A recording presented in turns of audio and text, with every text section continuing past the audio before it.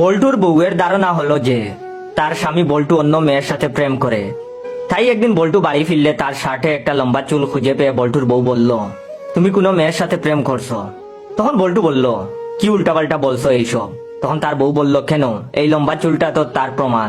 এটা শুনে বল্টু বলল, শুনো, এটা তো তোমারও চুল হতে পারে, তাই না?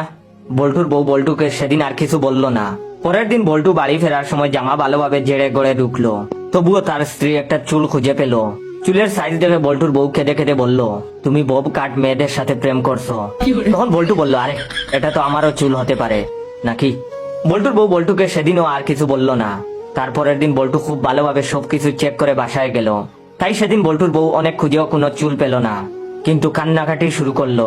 তখন বল্টু বলল, আজকে আবার কি হলো, খাচ্ছো কেন?